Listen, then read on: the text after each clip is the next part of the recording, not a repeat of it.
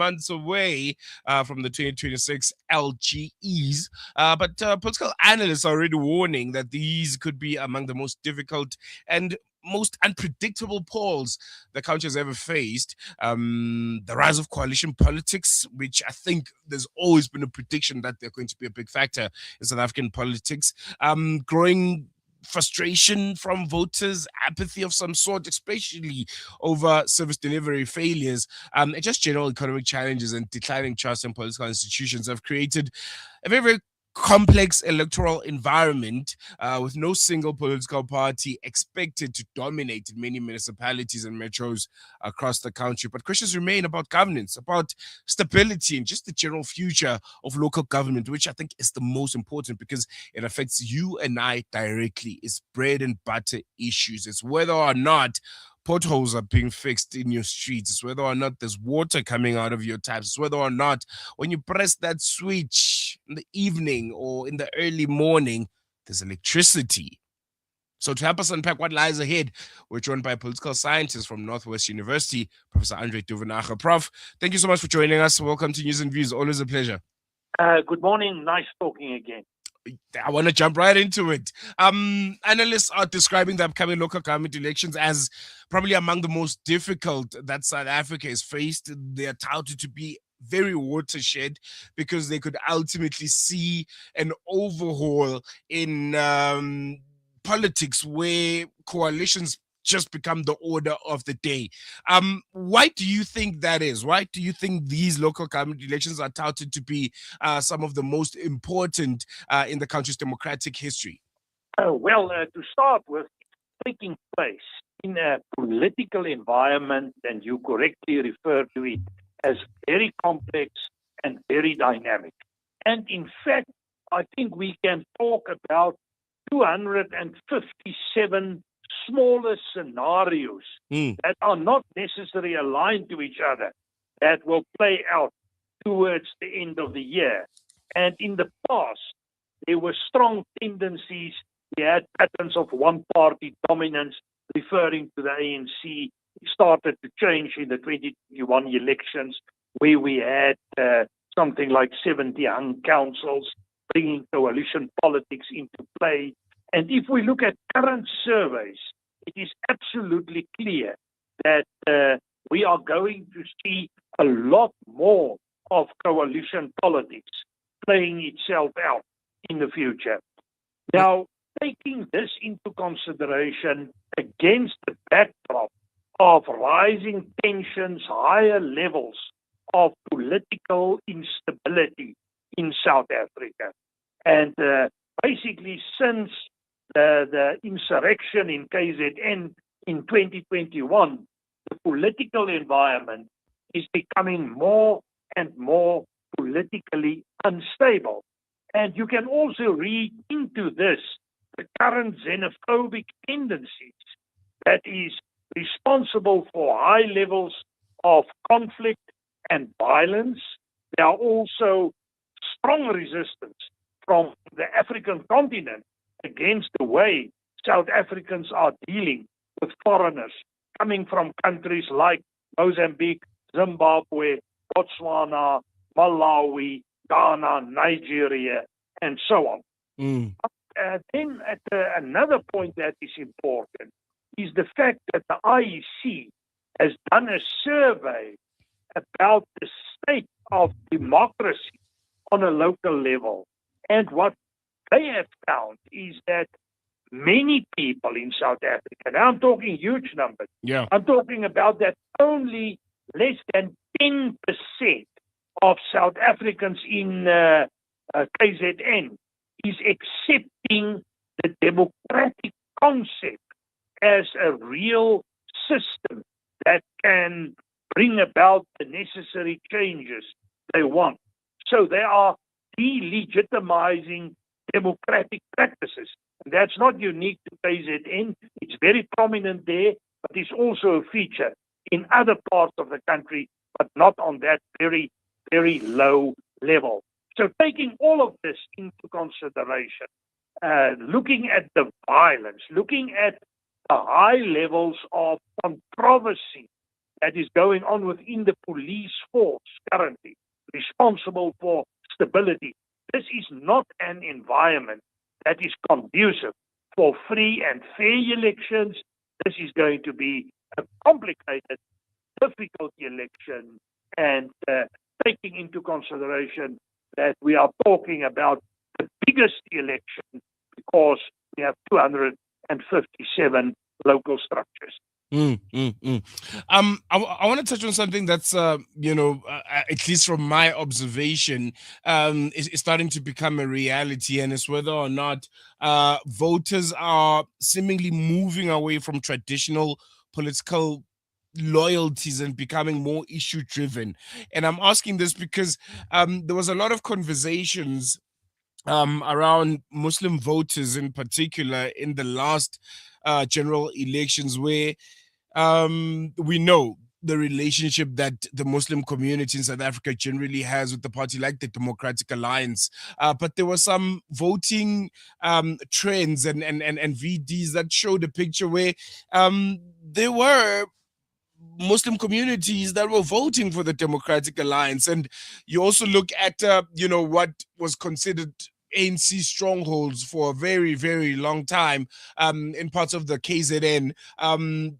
The constituency in that region moving to an MK party, which was a big disruptor. And we're seeing parties like Action SA is starting to emerge, especially in local governance. Is that a factor? Is that something that we can say with surety, that voters are moving away from traditional political loyalties and becoming more issue driven? Yes, indeed, there are major changes. Your observations are definitely correct. My take on it from a general perspective is that we are looking at a major reconfiguration of the political spectrum, and people and individuals are repositioning them accordingly. And I'm going to mention a number of facts in this regard. One is the support of the ANC that is going down in a radical way. We have seen the support on a national and provincial levels drop to around 40% in the 2024 elections, but currently it's closer to 30%. Some say 35%, but others are talking about below 30% in the local elections. Normally, the ANC are performing weaker in a local election than on a national or provincial election. And the big question is, where is that voters going to go? One indication, we are going to see high levels of political apathy, specifically among ANC voters. And this is proportionally making your smaller parties a lot stronger.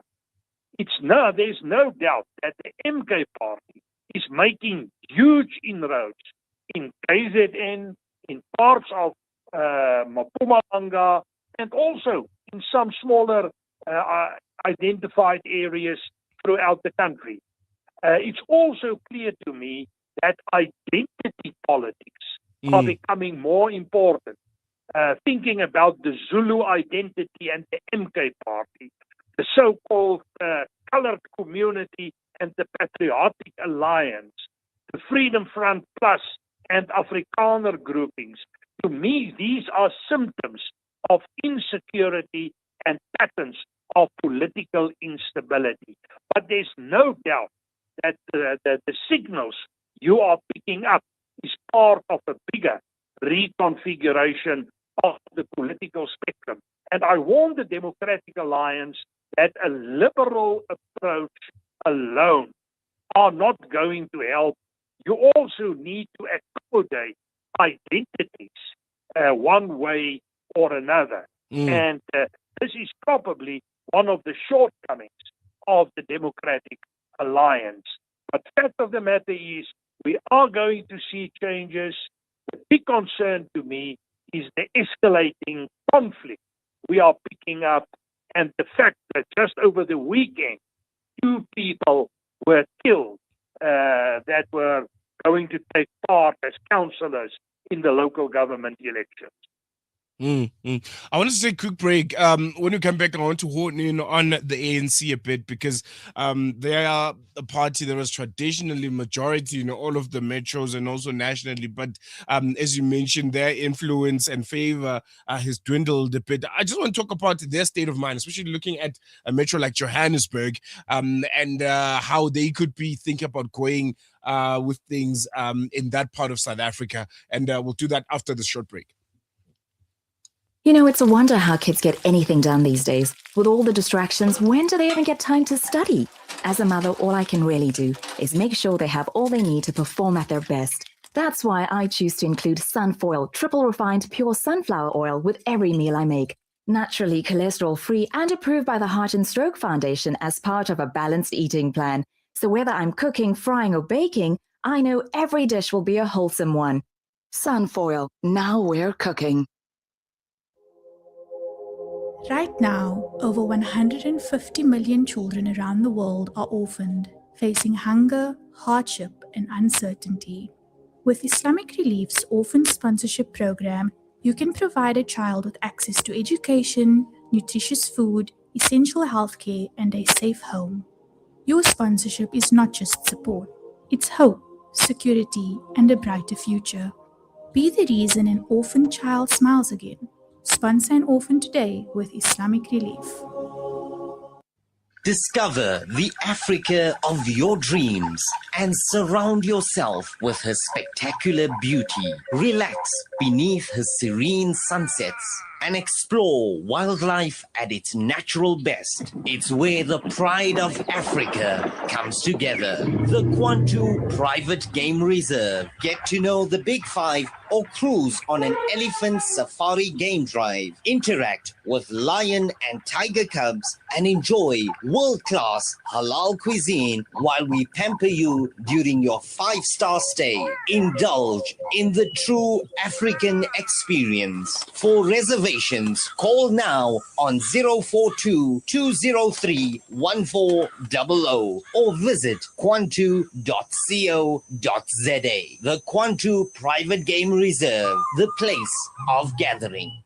Are you banking with convenience, transparency, and flexibility? With Al Baraka Bank's transactional banking account, you can enjoy convenient everyday banking designed around your needs. Benefit from zero fees on point-of-sale transactions and manage your banking easily through Al Baraka's secure mobile banking app and internet banking platform. From everyday payments to managing your personal or business banking, Al Baraka makes banking simple, transparent, and convenient. Visit albaraka.co.za to learn more. Al Baraka, your partner bank. Al Baraka Bank Limited is an authorized financial services and credit provider. Rejuvenating media day by day.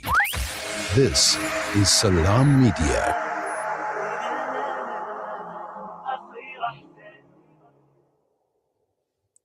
25 minutes past 8 Central African time, and you're still listening to News and Views with myself, Selailo Makwidiri. And I'm still in a very, very interesting conversation with Professor Andre Duvenage, political scientist at the Northwest University. Prof, thank you so much for staying with us. Before we went into that short break, I wanted to touch a bit on the African National Congress, because I think you briefly touched on them. But I wanted to hone in on Gauteng and the Johannesburg Metro, to be specific. What do you think their mind frame is in? We still haven't gotten a name yet on who exactly is going to be, the candidate when it comes to Johannesburg's mayoralship. Do we have an idea of what's happening? There are reports that, they are opening it up to the public. Anyone that feels like they could be suited to, run the city of Johannesburg under the ANC banner can apply. There are rumors that Tukio Sehwali was also, asked to whether or not can he be, their candidate in the city, and he declined. He said, "Call me when you want the president." Those are the rumors that we're getting. It looks like they don't have it together. It looks like they quite haven't figured out what's going to be the strategy going towards the local government elections when it comes to Johannesburg, a very, very critical metro here in South Africa. What do you make of that? Well, indeed, it is the case that the ANC are facing major challenges within Gauteng. from a DA perspective, and that is historically, they believe that they underperformed in Johannesburg because they didn't have strong candidates to compete at the local level. And now they have put Helen Zille there, and you can say many things about Helen Zille, but she's a prominent figure making an impact in that environment in her own unique way. And the problem is that the ANC doesn't have a strong counter. I have heard a number of names, you mentioned them, but what is clear at this point is that the challenges facing the Johannesburg metropole is of such a nature that business as usual cannot continue. The metropole is in a complete financial crisis. There are strong rumors that they may be put under administration, which can also be seen as a strategy from the provincial government of Panyaza Lesufi to keep control over Joburg, which is a certain strategy. But the fact of the matter is, from an infrastructural perspective and from a financial sustainability perspective, Johannesburg is falling apart. We are looking at the complete decay of a metropole, and this is predominantly the responsibility of the ANC, or they need to be held accountable in this regard. And what we picked up is a strong tendency of voters leaving the ANC, going other ways. And I have seen that in a by-election recently had here in Mfuleni, that is from the Vale Park, and it's also part of the bigger Gauteng region. And there, the Democrat, and that's a township ward. And within that township ward, the DA received more votes than the African National Congress. No one has an outright majority, but I think 8 or 10 votes more going to the DA. To me, that's a strong indication of the trouble within the ANC. The problem, however, will be, can the Democratic Alliance, if they came out of this and being the strongest party, will they be able to reconfigure a coalition of some sort in order to take the metropole forward?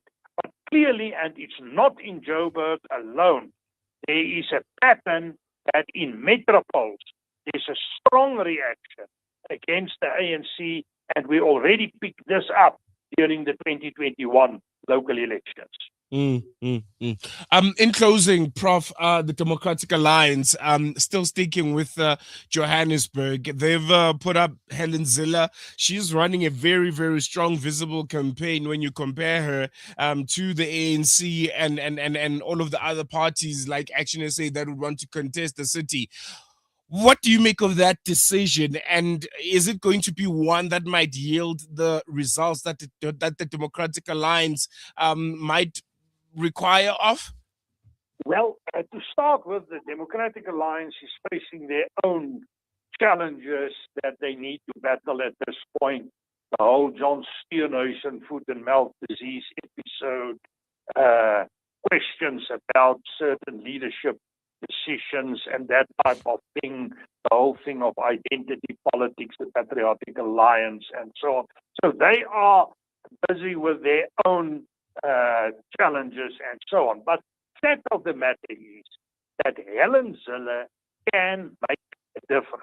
And I have no doubt that looking at her track record in Cape Town and in the Western Cape, there's definitely merit, not necessary in her political views, but in the fact that she is a strong manager. She can bring about the changes. But I must warn at this point, I don't think you are going to need one term to turn things around in Joburg. You need to have a long-term strategy. So Helen Zille maybe, if she come into power and she get her coalitions right and a number of prerequisites in place, she may turn the ship around, but it's still going to take time to reach the destination, and that is very important. And we know the major challenges that environment are facing: unemployment, infrastructure that are crumbling, major financial challenges, a culture of instability that is prominent in that environment. So I think the challenges are a lot, and we are going to need strong leadership on that level to take Joburg Metropole forward. Most definitely, Professor Andre Duvenhage. Always a pleasure. Thank you so much for joining us. And I know we'll be talking quite a lot leading up to the local government elections. Looking forward to it. Thank you very much. There you go, political scientist at Northwest University, Professor Andre Duvenhage, helping us unpack the challenges and opportunities facing South Africa ahead of the 2026 local government elections. It is quite polarizing. It is going to be very, very significant. And I think we can all agree a very watershed local government elections. And I want to throw the bone to you. We are less than 4 or 5 months before the local government elections. All the political parties are campaigning. What do you make of the different strategies? The ANC not coming out as strong when it comes to putting out a name and also strongly campaigning for the city of Johannesburg specifically. We see a very interesting campaign by Helen Zille. What do you make of that?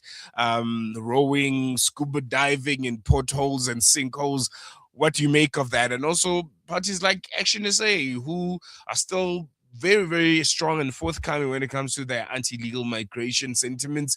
They seem to be latching on to that. So I think it's very, very different strategies. Which one do you buy into? Which one speaks to you? You can reach out to us 01168000355 on WhatsApp 06176600355. Going to take a quick break. We'll be back with you after this.